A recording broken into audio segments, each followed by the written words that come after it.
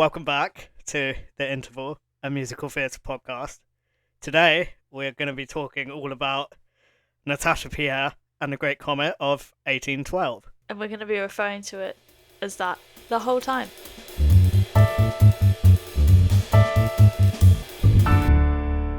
So, for anyone wondering what Natasha Pierre and the Great Comet of 1812 is, Jess is going to tell you now.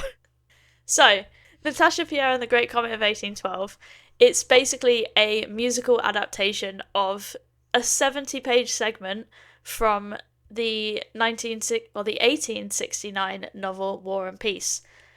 It began in Ars Nova in America in 2012 and was staged in the meatpacking district, and the theatre district, makes a bit more sense, of Manhattan in 2013 and premiered on Broadway in November 2016, closing in September 2017. So it didn't have the longest run. It was kind of plagued with some controversial casting and bad ticket sales after two of their leads left. The off-Broadway production, so back in 2013, had Philippa Sue and Dave Malloy playing Natasha and Pierre respectively. If you know Broadway musicals, you'll know Philippa Sue from Hamilton. She was Eliza in the OG cast. She was the real main character. She was the real main character. She got to do a really good gasp at the end. Yeah. Then, when the show was taken to Broadway, Dene, I'm going to call it, Benton and Josh Groban were Natasha and Pierre, and it ended up shutting.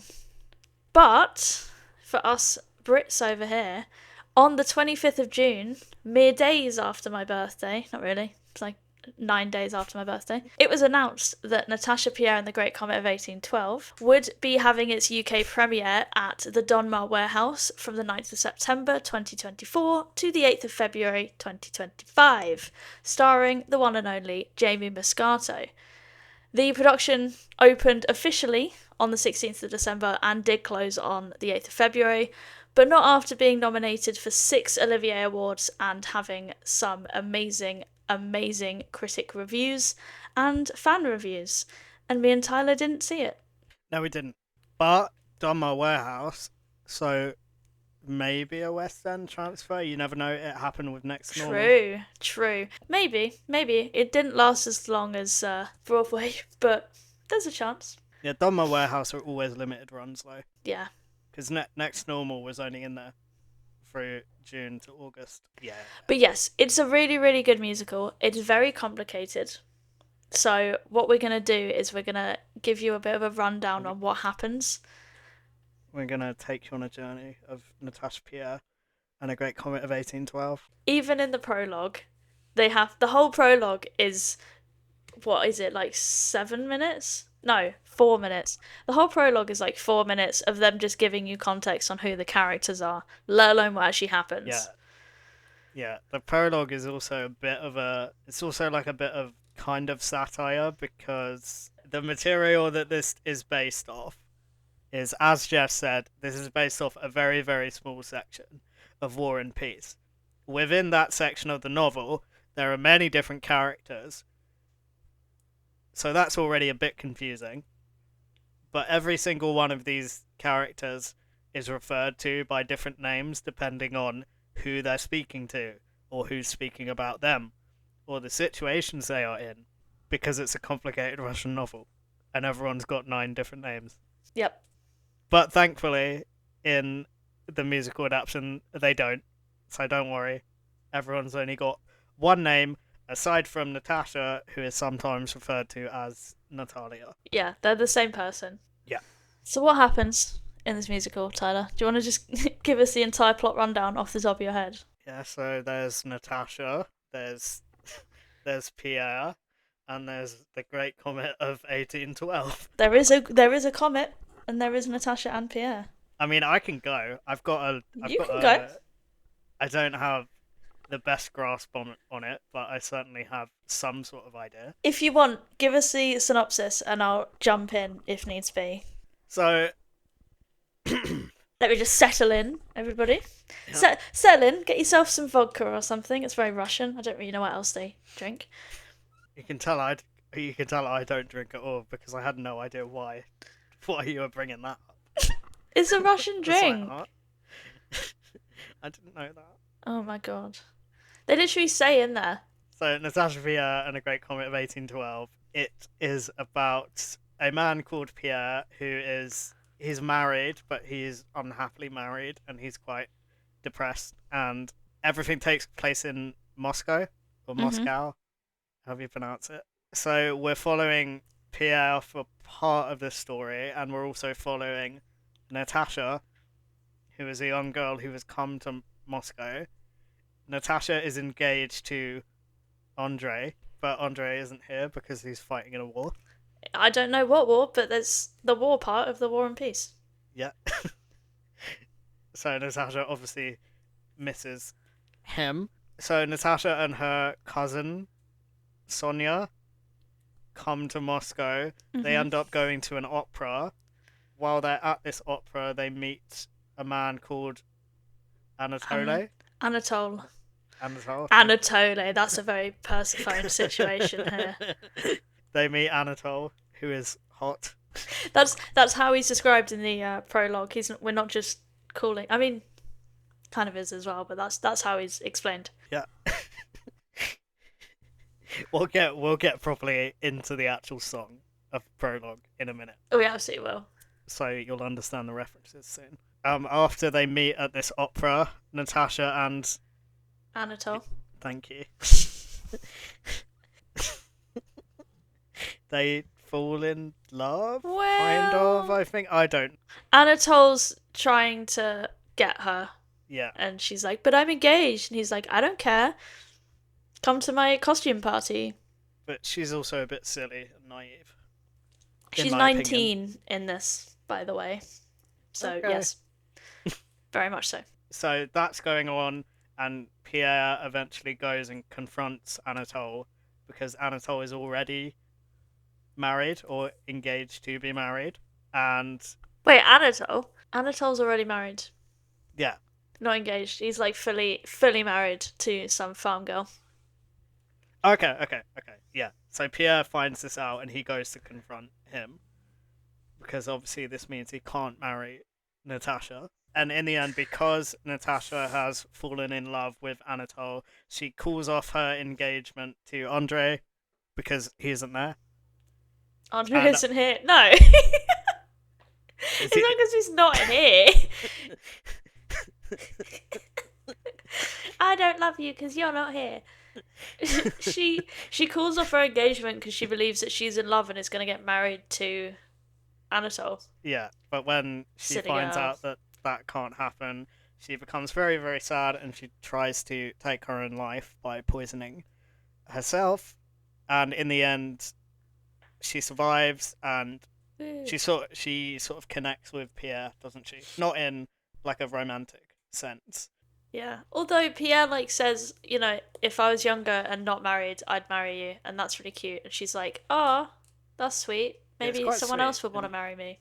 and because Pierre's quite depressed through the whole show, kind of feels like he's got something, like he's found something to kind of live for a bit more in his like new friendship with Natasha, which is sweet. That concludes my very long summary. I do have one more point as well, actually.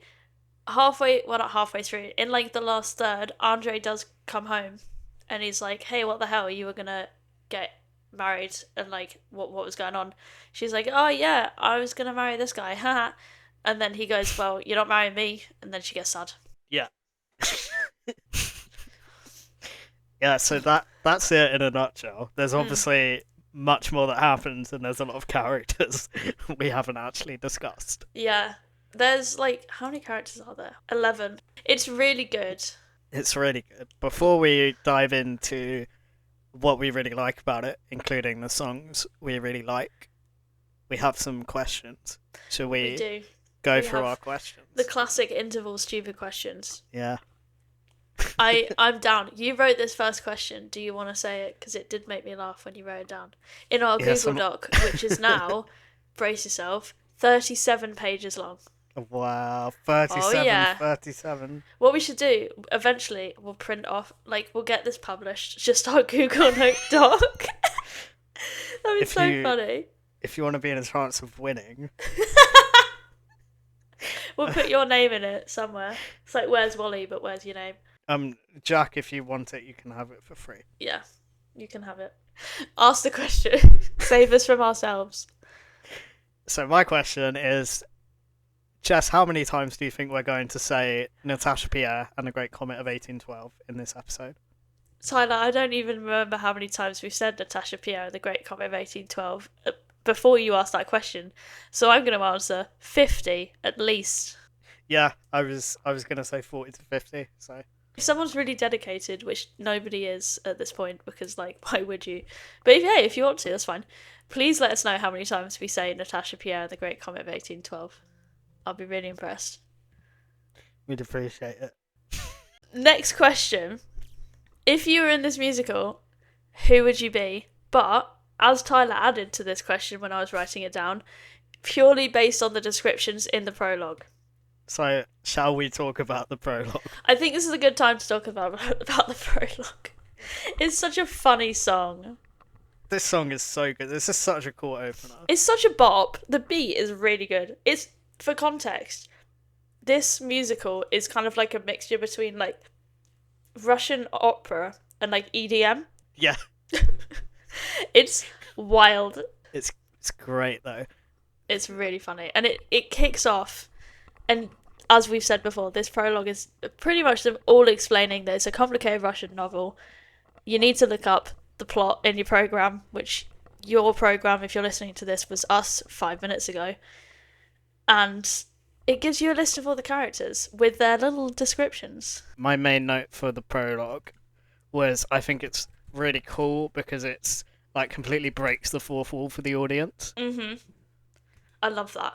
Like they basically go in straight away and they give you context about the people in the play, but they also say this is all this is all in your program. You're at the opera because, as Jess just said, this show is basically an opera. Mm-hmm. Gonna have to study up a little bit if you want to keep up with the plot because it's a complicated Russian novel. Everyone's got 9 different names, so look it up in your program. We'd appreciate it. Thanks a lot. It's really funny. It's really good, and it's also just really, really catchy. Mm-hmm. I have the names in front of me. Should we do one each? What, are we in school? Yeah, let's do it. In turns? Let's do it. You can go first. Okay, so first, can you guess? It's Natasha. Whoa. Didn't see that coming. Natasha is young, and she loves Andre with all her heart. That's nice. Ah, I've just seen on here. She's described on the Wikipedia as innocent, doe-eyed, and profoundly lethally romantic. Oh, Love that for her. That's a lot of romance. Even though it takes her 3 days to fall in love with Anatole. Yeah. Which is a whole thing we'll get into later in the musical. The next one is you haven't done Andre. Andre isn't here. There you go. Andre isn't here. The next character is Sonia, Sonia is good, is what she's described as. Natasha's cousin and closest friend. Sonia is good. She's good. Peak. She's I love peak. her. She is. She's peak. Who's next? Oh, God. Maria. Maria is old school, a grand dame of Moscow. Natasha's godmother, strict yet kind. The next one is Anatole, who is described as hot. He spends his money on women and wine. That's it. That's all of his defining features, is he's hot and a bit of a twat. Yeah. The next one is Helene. Helene is a slut. I mean, you own that girl, if that's what you are. Yeah. No shaming here. Mm. Anatole's sister, married to Pierre. Unhappily married to Pierre. As we've said, Pierre is sad because he's not in love. The next one is Dolokhov, which is... his description makes me really sad. He's fierce, but not too important. But he's Anatole's friend and is a crazy good shot. Bolkonsky. Old Prince Bolkonsky is crazy. and Mary is plain. Andre- Andre's family totally Totally messed up. And Balaga's just for fun. Balaga. Oh my god. Is that not how you Balaga. It's Oh. Balaga. Balaga. Oh my god. Balaga's. It sounds like some weird fashion brand. What are you wearing today? I'm wearing Balaga. Oh my god. Just for fun, you know? Just for fun. He's Balaga is the troika, which is like a Russian cart thing. He's a famous troika driver. I thought you were literally about to say like he is the cart. No. And what about Pierre? What about Pierre? Sweet, rich, unhappily married Pierre. Dear bewildered and awkward Pierre. Aww. Pierre is... Yeah, that's what he's called. Dear bewildered and awkward Pierre. Yeah. He is the illegitimate son of a Russian aristocratic family and is quite sad and is a societal outsider despite being absolutely minted. Yeah. And he's a good friend of Andre. Yeah. So those are all our principal characters. So who would you be based on the description in that song?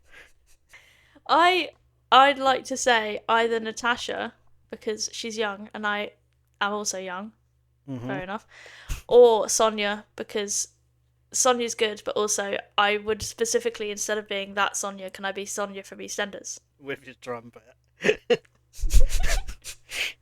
Yes, absolutely. Thanks, I'd love that. What about you? So I like the fact Pierre is described as dear bewildered and awkward. I knew you were going to say that. And also because, you know, we're not particularly talented at acting or singing or dancing, even though we wish we were. Andre isn't there, so... Oh yeah, Andre isn't here. Yeah. You could be Andre and Pierre, because there's only like one scene where they have to have a chat with each other. Okay, perfect. On that, obviously we talked about the prologue. Oh, my only other note about the prologue is after every introduction in the prologue, they repeat all of the previous introductions. So by the end of the song, they'll do a line like, Dolokhov is fierce but not too important, Anatol's friend, a crazy good shot. And then everyone goes, Anatol's friend, a crazy good shot, Dolokhov is fierce, Helena's a slut, Anatol is hot, Mario is old school, Sonia is good, Natasha is young, and Andre isn't here. And they do that for the whole song. And it's really, really cool. And they keep adding characters to it. But it gives me the same energy of, do you remember when you used to play I went to the shops? Yep. Yep. I knew you were going to say that. I was sat here thinking it's like one of them horrendous icebreakers where people say like, I went to the shops and bought 12 ice creams. I had one more point about the prologue, which I thought was really funny. As we know, in the Off West End version, everyone's favourite Jamie Moscato plays Anatol. Yeah. Anatol's description is just Anatol is hot. I'd like to think that Jamie walked into the interview, just posed, and they went, yep, that'll do. I like to think that any Anatol auditions they have, they just walk in and pose, and they're like, cool. Yeah. I'd like to know the audition process, because I feel like I might be spot on. Yeah, please let us know if you have insider information. Yeah, please do. The next one, we've gone into the prologue. I think we need to guess each other's favourite songs, because there is quite a few, there's 2 hours worth of song in here, but there is only 14 songs, because one of them's 10 minutes long. Bit much. Yeah. More than one of them is over 6 minutes long. Can I guess your favourite songs, please? Yes. Please. Yes, you can. I do think it's The Abduction, because that's such a good song. I do like it a lot. Or it's Moscow. No. What? Oh my god. Just straight up no on that one. Oh my god. Is it the prologue? Yeah, the prologue is one of them. That's so basic. I love it. Shall I tell you? Please save me from my misery. There's too many songs, and they all have weird names. Indeed. The whole album reeks of like Fall Out Boy in 2015. Yeah, it's very, very full. Or Panic at the Disco in like 2012. So my favourite songs are Subject to Change, disclaimer. I thought I thought that was the song, and I was like, that's not in this musical. No, these are subject to change as I continue to listen to the album Okay. more. But as of right now, and I just wrote them down in order they appear in the album. But Prologue, Pierre, Dust and Ashes, Oh, fair. Sonia Alone, and Letters. Letters is so pretty. Letters is really fun. I love this song. She's having a right old time trying to write this letter. Yeah. I love it. It's really yeah, fair enough. They're tunes. I'll give you that. Oh god, do I need to try and guess yours? Yeah, you do now because I put myself in that position, so you have to. Okay. Yeah, but you get lucky ones because like I've guessed ones. Moscow. I love Moscow. It's great. I love it. I only guessed it because you guessed it for me. Yeah, exactly. Mine's really obvious because I guessed half of them. Not all of them though. The opera. Ooh. Yep. Yeah. I love the opera. That one's so good. Oh man. How much? I have one more. And you have not guessed it yet. Obviously, otherwise I would have said it. Oh, I have two more. I changed my mind. I have two more. Is one of them Pierre and Natasha? It's not. It's not. Do you want me to tell you? Yeah. They're all a theme, to be honest. So it's Pierre, not Pierre, it's Moscow, the opera, the duel, because that's so good. Yeah. And the nightclub thing is a bit of whiplash if you don't realise this has got some weird It's EDM very stuff cool. in it. And the last one is Balaga, because I fucking love that song. Nice. It's such a vibe. And also, that's who I'd want to play in this musical. Balaga. Good old Balaga. Balaga. Yeah, like he just gets to, and like if you watch any of the clips and stuff that they have, he just has such a good time. I respect Nice. that, and I would love to do that. So, last question we have is: Are there any songs from Natasha Pierre and the Great Comet of 1812 that we would like to add to our 54 below set list? I have one. I only have one, and I guarantee you it's the same as yours. Okay. What is it? If we both chosen Pierre. No. What? You wouldn't want to sing Pierre? Are you joking? I would. Oh, what? I would. No. I would. Can I give you my reasons why? And it's also my notes on that song because it's I have amazing. a couple of notes on that song as well. That's fine. You can jump in. I adore this song. It is so nice. And also Josh Groban is such a good singer that it's beautiful. Yeah, his voice is amazing. I promise you, like when I first listened to the song, I wasn't a fan. Not gonna lie, sorry Josh, but I wasn't. As you listen to this over and over again, it like warms on you. Cause he sings like the at the beginning he sings like I used to be better. What, 6 times, 7 times, over and over. It's so nice. I love the way that he sings that, and the like I'm married but not in love. The way he sings "Not in Love" scratches an itch in my brain. Yeah. And at the end, when he says "I'm different from you," the passion in his voice and like the pain, and I want to sing so that. Good. I love that song. I don't know the lyrics well enough yet to perform it, but I will when I do. I've written down the lyric: "The zest of life has vanished, only the skeleton remains." Oh. Because when I heard that was cool.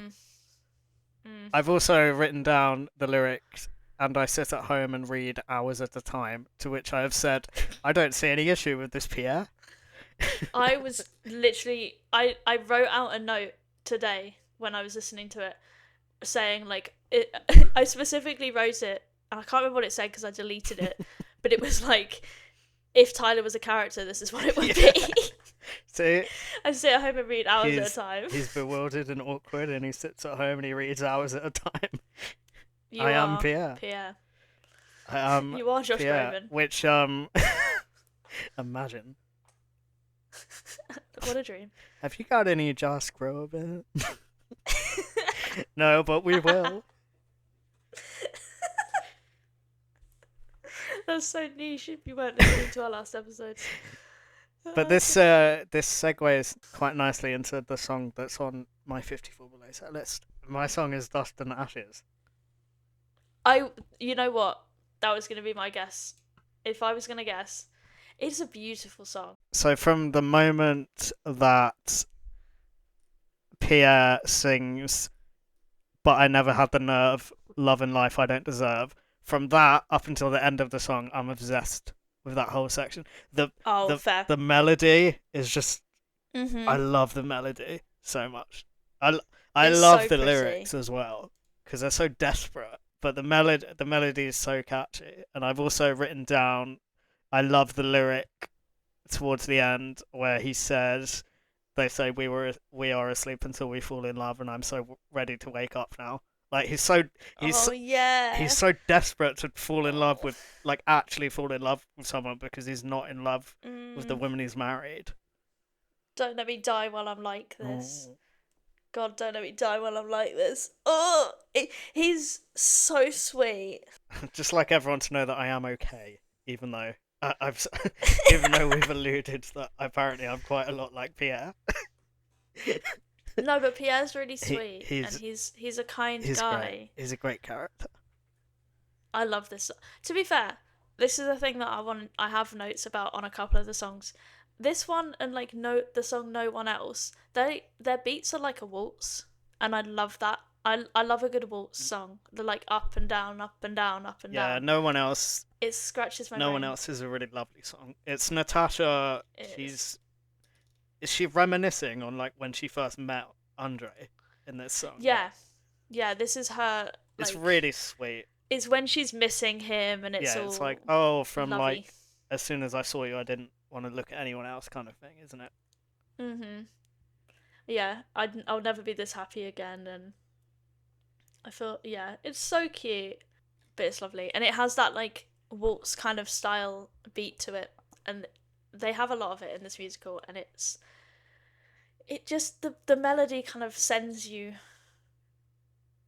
I was gonna get really dramatic then and say like rising and falling like on waves in the sea, but it's that kind of calming, if that makes any sense to somebody. I get that. Or we could, on good interval theme, do the prologue, and we all obviously we just play all of the characters at once. Oh yeah, I figured we Could do didn't that. even have to mention that because Yeah, obviously our listeners would already know. we would play Yeah. everyone. So on the songs, we are not going to go through every single No. song. There's too many, And a lot and of them are quite long. Do you want to talk about the opera? I do want to talk about the opera. Thank you for Because asking. because I have one note on it. You have what? What is your note on the opera? I've just said it's a really striking, and I love it. Uh, It's really. It is Also, really the striking. noises, which I you didn't Yeah. let me finish my sentence.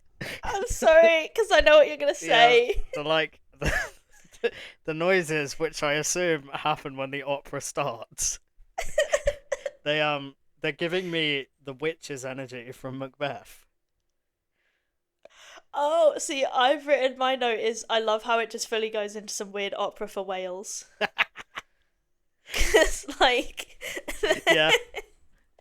yeah, it's I mean, when I did first listen to it, I was like, "Oh, is there like something wrong?" like, yeah, was someone dying? is It's my Wi-Fi glitching? it's such a weird song. This is like the longest song in the musical. It's nearly 10 minutes. So Natasha, Sonia, and Maria have all gone to the opera, right? They have, as that has most of the As Russian yeah, elite. including Helene, who turns up with not Pierre. Yeah, she does. She says, announcing Countess Helene, the Queen of Society, beautiful, barely clothed. Helene and Dolokhov arm in arm. Pierre the cuckold sits at home. He's Oh, just at home with his books. oh, Pierre. What about Pierre? What about Pierre?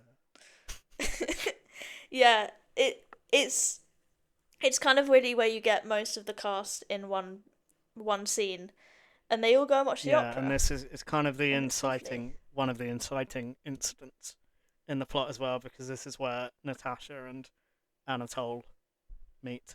Well, he sees I think they lock eyes at one point, and then he just goes into her private Goes into the booth. box.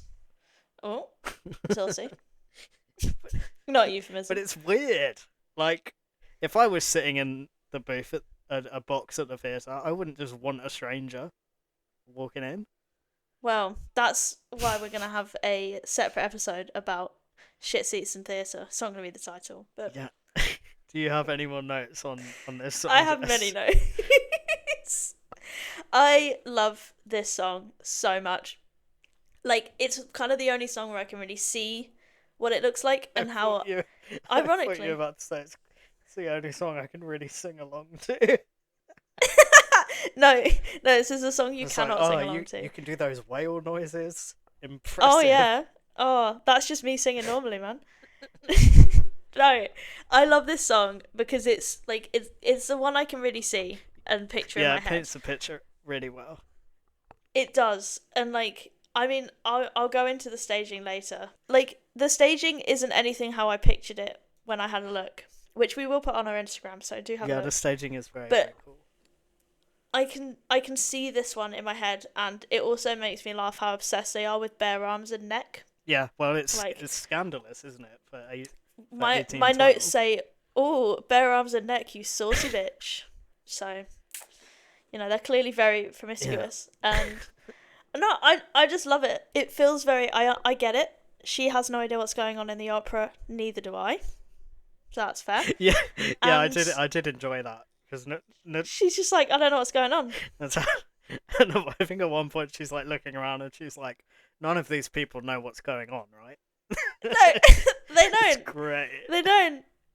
And I just think it's really fun. And obviously, you then get to see Anatole for the first time.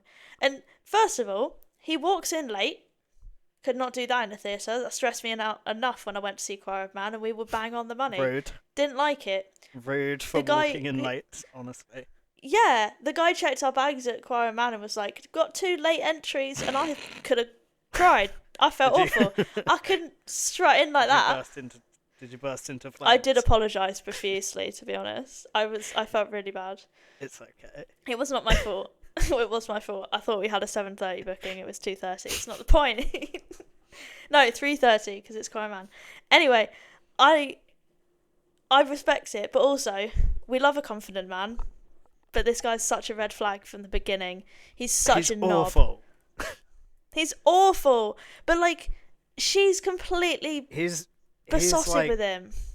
he's as bad as JD, but he's not as charming as JD. So Yeah, I don't like him. He's not doing very well for men, is he? he's not doing very well for men. Sorry. But he has a really cool entrance, and that's why I love this song. Because and I make the assumption because it's got like this very slow beat that every step he's taking is a beat, Yeah. which is sick. Also, as I was listening to the song, I was like figuring out the step. That's a really slow walk. He's not moving with swagger. He's moving like a snail, and I love that for him. And we're getting this all narrated by the one and only Amber hmm Gray. I love it. I absolutely love this song. I could listen to it over and over again, and it's so very dramatic. Persephone herself. Persephone herself is serenading us with her beautiful voice. That's why I love the opera. I think it's very, very fun. The tunes are amazing. The beat is great. The storytelling is fantastic. And it's probably the most in-depth way of storytelling in this entire Yeah, musical. it's really cool. Do you want to hear about another song that's really catchy? I very much do. Letters is so much fun. Mm-hmm. So this Mm-hmm. is so Natasha and Anatole have met, and Natasha's fallen in love with him. And in Russia, we write letters. We write letters. I really like the lyrics of this song because, like, it's true. Like, okay, not everyone, it's not a thing that everyone does and that Mm-hmm. helps everyone. But in a lot of situations, if you are feeling a lot of things and you write them down, it's the equivalent of talking to someone in the same way, Yeah. isn't it? It can help. it can help. Anyway, so that's why I like the lyrics. But the context of this song is they've fallen in love and they're writing letters, and it's all very scandalous. It is, and the whole like backing tune is very romantic and Yeah, saucy. it's just really fun. It is really fun. I I love it. don't I don't really have any more notes. It's just really really fun and really catchy. These are treat these as kind of recommendations. If you don't want to listen to the whole 2 hours, try out Letters, try out the Duel, try out the Opera, try Pierre and the Prologue. I think are kind of the key Yeah, ones. I do have one more that I want to talk about. Do it. So Sonia alone. I also Oh, want to say Sonia, aside from Pierre, Sonia is my favorite character. She's just really, really, she's so good. she's really lovely, and she's so loyal to Natasha, and she just wants what's best for her, and she says what everyone's thinking. When Natasha's like, "Oh, I'm gonna go and be with Anatole because we're in love," Sonia's like, "No, he's a walking red flag. What are you doing?" And Natasha's like, "I hate you. I hate you. I never want to see you again." And I never want to talk to you again. What a drama. and Sonia alone is Sonia's sad ballad afterwards. But it's really sweet because it's just her expressing like how loyal she is and that she's misses her, and it's just really sweet. Like some of the lines are, "I will stand in the dark for you. I will hold you back by force. I will stand here right outside your door. I won't see you disgraced. I will protect your name and your heart because I miss my friend."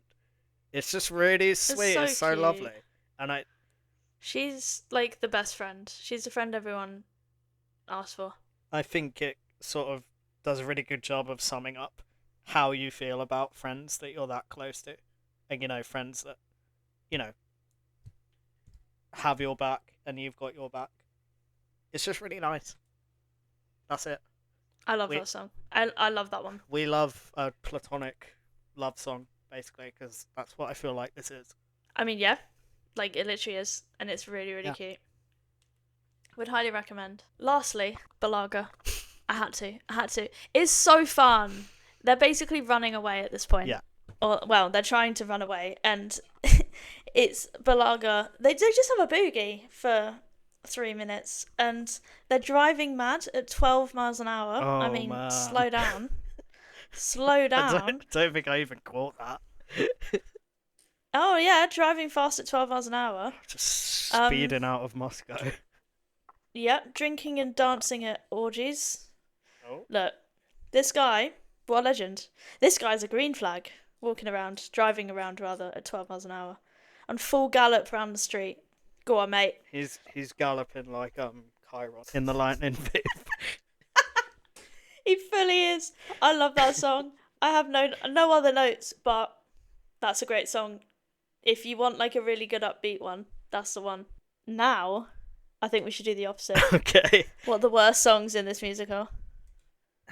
Pour your second glass of vodka, Oh everyone. yeah, by this time, I'd be Or a drunk. non-alcoholic equivalent, if you so wish. Uh, can I recommend? Oh, raspberry lemonade. Oh, you can.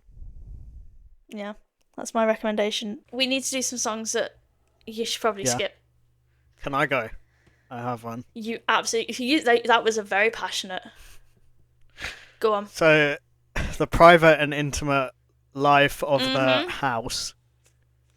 Yep. Skip. Fair. I get it, and I have to say I really like the "Where Are My Glasses" Yes. is really sad. Yes. But once you've listened to it once, I leave it Yeah, I be. like the way it paints the picture of those characters and their relationship. I think it's really well done, but it just doesn't hit for me. Yeah, I'm with you on that entirely. Your turn. My one is No One Else. I said it was cute, and I stand by that it's cute. It's just a bit boring, though, isn't it?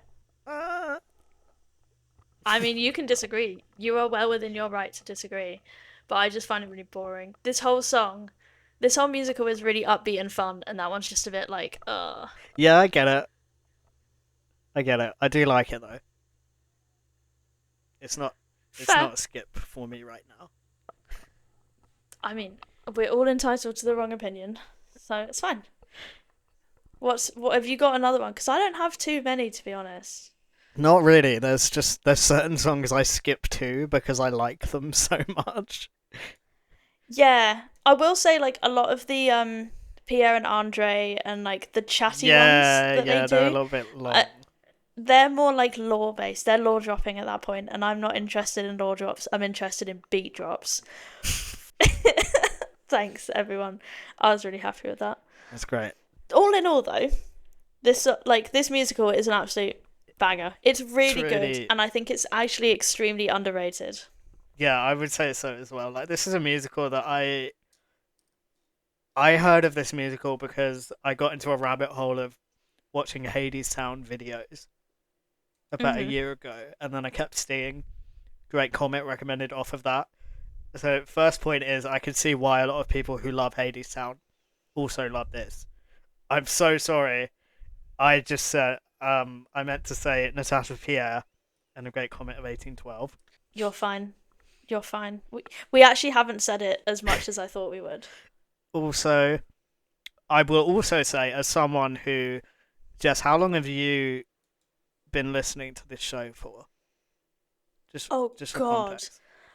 Um, Probably about 5 years. From someone who has only listened to this show for a week, I will say it really, really grows on you. Mhm. Like it really It does. grows on you. Like when I first listened, I loved the prologue, I loved Pierre, and the rest of it was pretty like, and then and then I was like, okay, I'm gonna listen to it like at least once a day until we record, and I've listened to it multiple times, every day since. So if you listen to it once and you're not really feeling it, I would say either just keep listening to the whole thing or keep listening to the songs we recommended because Yeah. it's really, really cool.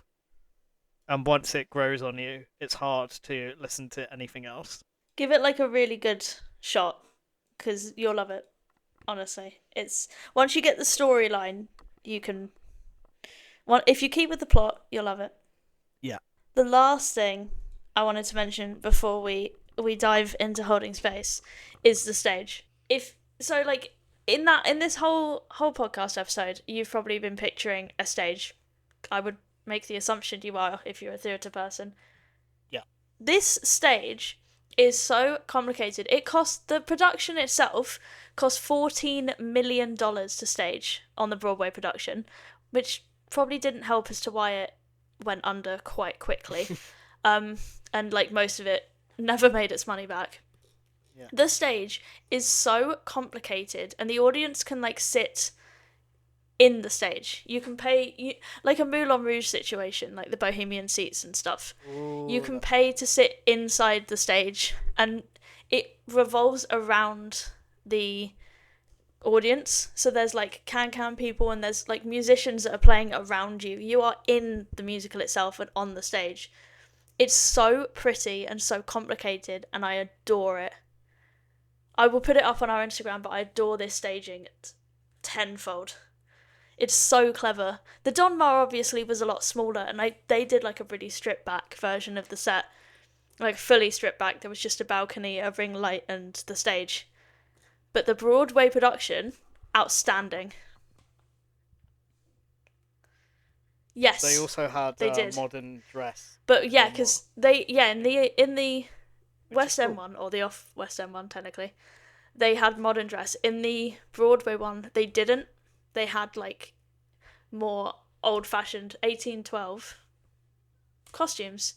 And Natasha Pierre and the Great Comet of 1812's staging is outstanding.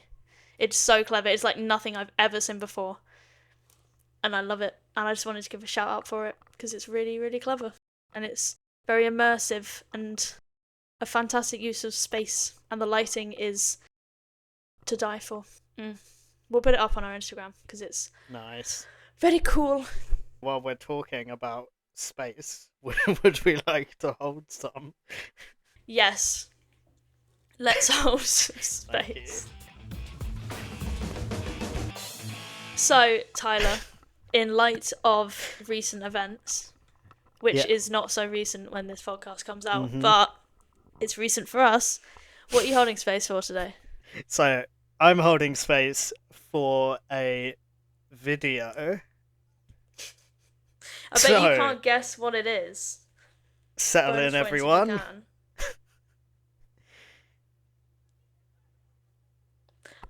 That gap was for you to guess. Well done if you guessed. It was.